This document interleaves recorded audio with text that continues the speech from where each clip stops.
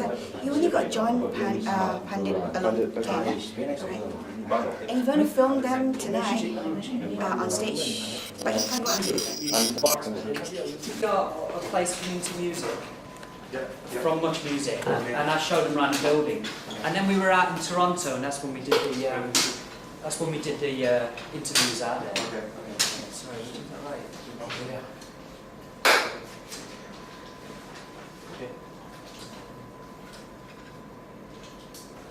Oh, that was good, yeah, Toronto. I'm going back there in a couple of weeks. Okay, you're going back to Toronto? Yeah, well, my girlfriend's sister lives out there. Oh, And so what I'm going to do is that we go to Australia and New Zealand, and we have to go back across that way anyway to the UK. So I'm going to stop off in Toronto and meet you there and have a holiday. So that's great. When will that be? In a couple of weeks' time. In a couple of weeks? Oh, that'll be quite nice actually. It should be still warm. I was told it was still warm.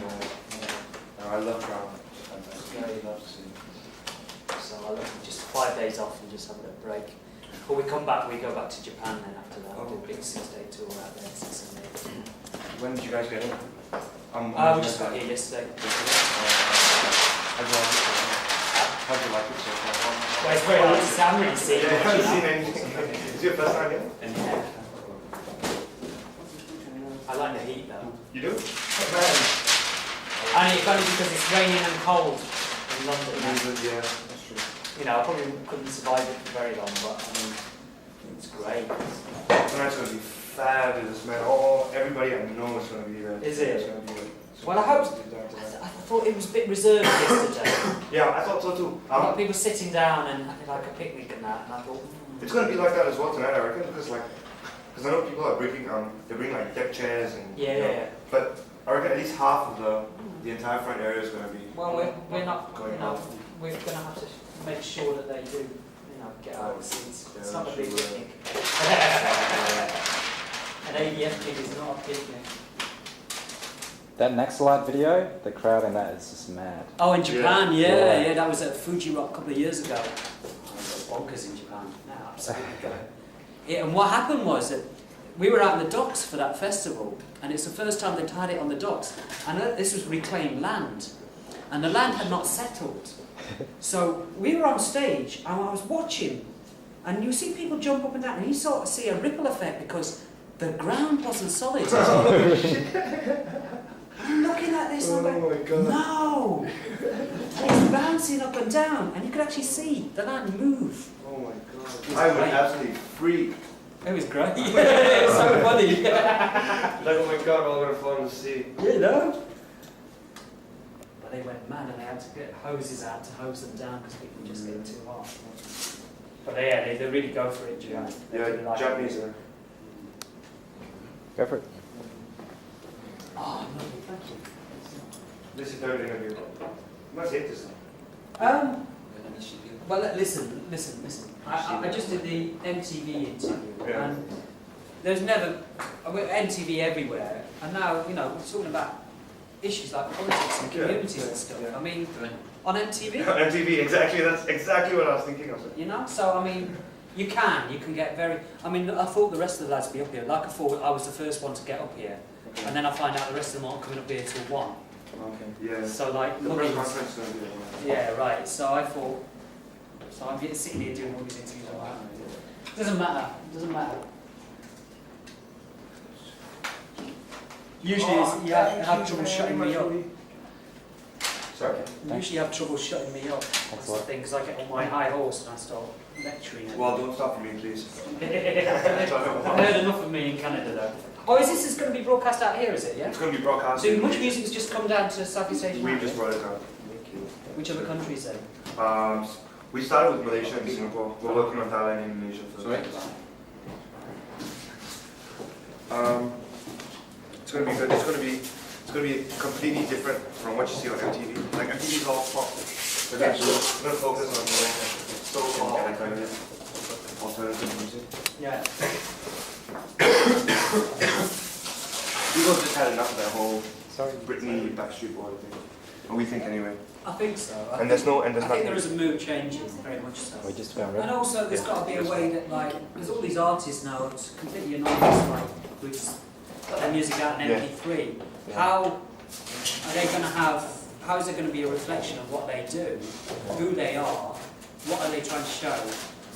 If it's just being done on the net, then how, you know, and people will, because I honestly believe that music these days, I just find it so boring. Maybe because I'm so old, but I feel it's like back to 1975. You know, it's just, you know, in the rock scene. Anyway. But yeah, the rock scene is yeah, there's very few people that actually even, like the dance music or anything, or what generally is in MTV Top 20. You know. Yeah, that's the same. Okay. We good to go? We're rolling. Okay. What? Oh, we're starting. We're starting. Yeah, we're starting. Okay, what is Asian Dub Foundation? What is Asian Dub Foundation? Asian Dub Foundation. Yeah, it's just a collective of musicians, you know, in a way. You know, where we come out of an organisation called CM, Community Music, based in London, which is a music training organisation, independent. And we just came together like that. We had no plan or whatever to become full-time recording, touring bands, but it's happened anyway. So we make the best of it. We enjoy ourselves and we go out and play to people. And yeah, we go out and play everywhere where we can to all types of people, all types of crowd. What we've recently done is set up our own training education organisation called ADFED, Asian Dub Foundation Education, where we train music technology to people who've had no access to that. You know, not necessarily just to Asians, it's not exclusive, it's open to everyone. You know? So that's kind of what we do. We're involved with education in a wider sense. We're also involved in, you know, campaigns, other anti-racist work, civil rights work. Do you want to tell us more about that? Your Well, campaigns? one particular campaign that we're involved with is supporting the Free Satpal campaign. And Satpal Ram is, we did a song Free Satpal Ram, and this is in regards to a young man who's been in British prison now for 14 years. Or the only crime that he committed was actually defending himself in a racist attack, an unprovoked racist attack. And we've been very much campaigning, supporting the campaign for him and publicising his situation. Because we think it's intolerable that someone should be in prison for that long for defending themselves. Self-defence, no offence, basically, as the slogan goes. So, you know, allied to that campaign, which at the moment would ask, you know, people to check our website, and you know, there's writing that Satpal Ram has done on our website, and also details about where his parole hearing is coming up soon. And we invite everyone. It's amazing the pressure that's come around the world from people who've just heard about the campaign and who've written to the British government or to, you know, the criminal justice system in the UK. You know, we're involved in campaigning anti-racist work on the widest level. You know, we did a soundtrack for a CD-ROM that came out in the UK that looks at black history and migration into the UK and US and Canada. You know, from all far corners of the earth and the struggles that these communities had to establish themselves in the UK. And that's like a CD-ROM that's there open for school children, you know. So, you know, we can do the specifics and we do the wider stuff as well. We support organisations like the National Civil Rights Movement in the UK, small local organisations as well. And this is just part and parcel. All we do is that we're not afraid to get involved in things. We see ourselves as musicians, but we're not isolated. We don't isolate ourselves from the rest of the world. You know, we don't live a pop star lifestyle and on some video on a beach somewhere. You know what I mean?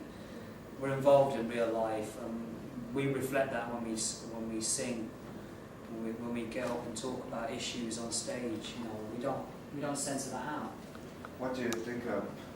What's your take on the Asian music scene? Which Asian music? Like any like in the UK? On the Singapore or the Asian music scene in the West.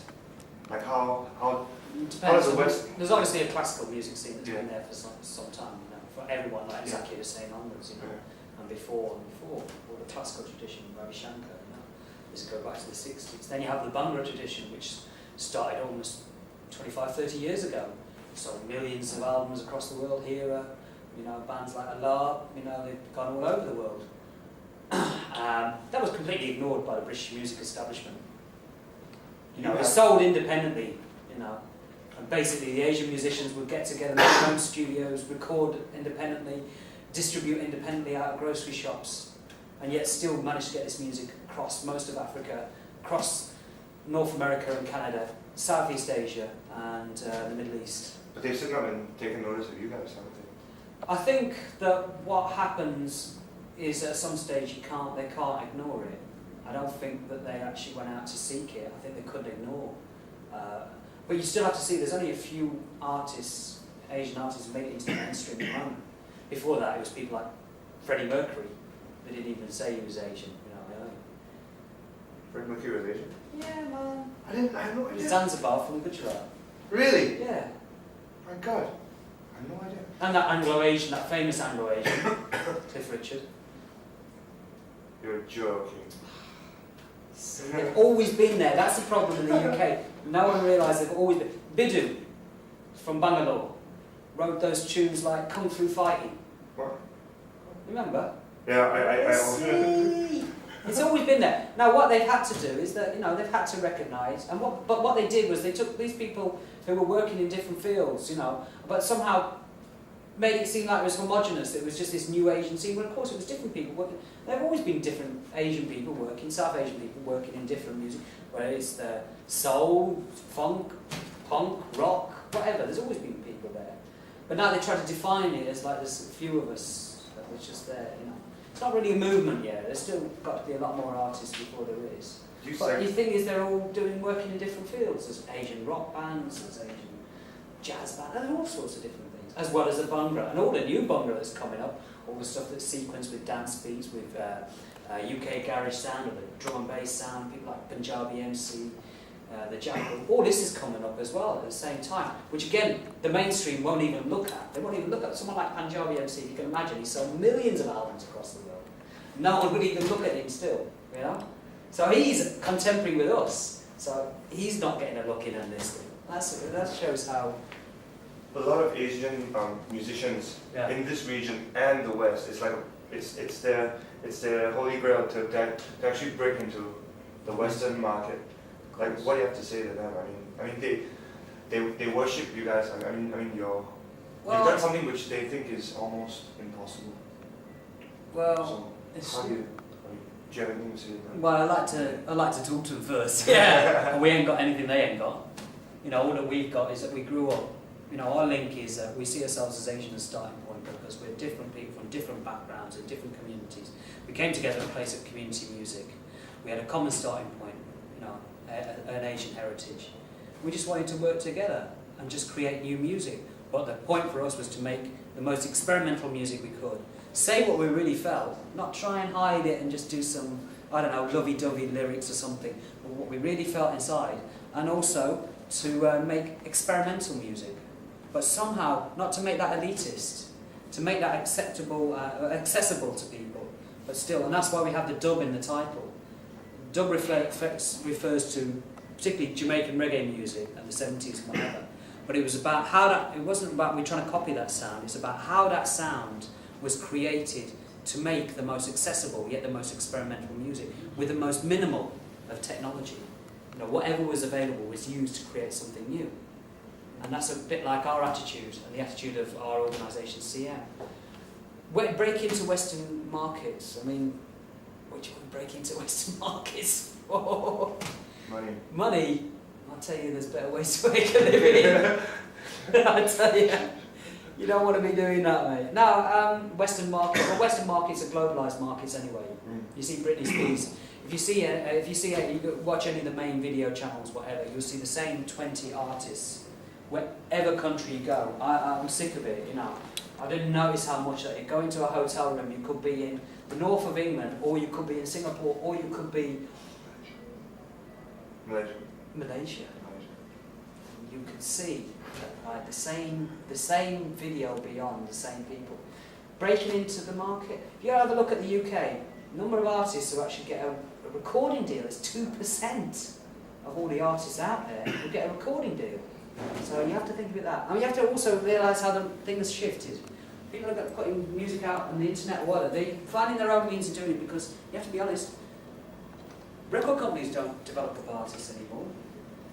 They don't do A&R. There's only 2 or 3 record companies in the world. It's very hard to get signed nowadays, you know. So people have to be a bit more inventive, a bit more innovative. And just like the punk thing, is another thing we go back about 20 years ago happened in the UK. You know, people just decided, well, we'll do it all ourselves. We love that attitude. DIY culture, do it yourself. It will get out there. If you've got faith and commitment in yourself, it will happen. You know, we've been going 6-7 years. You know what I mean? So, 8 years. This is your first Asian tour, or is this the first time you've been in Asia? Well, we've been to Japan, particularly 2 years ago. Not in. We haven't been. No. I mean, this is new territory for us. You know.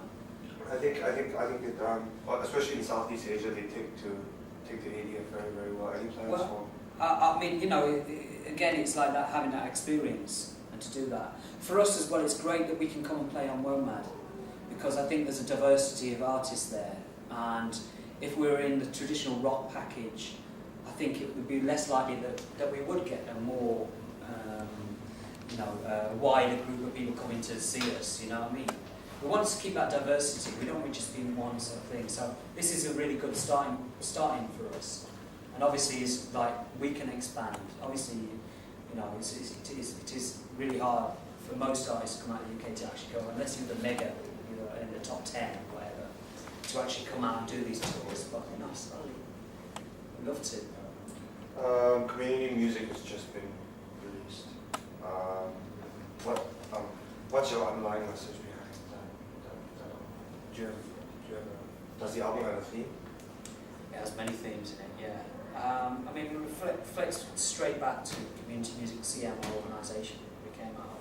But it also reflects some of the artists that we've met around the world who do similar work to what we're doing as well.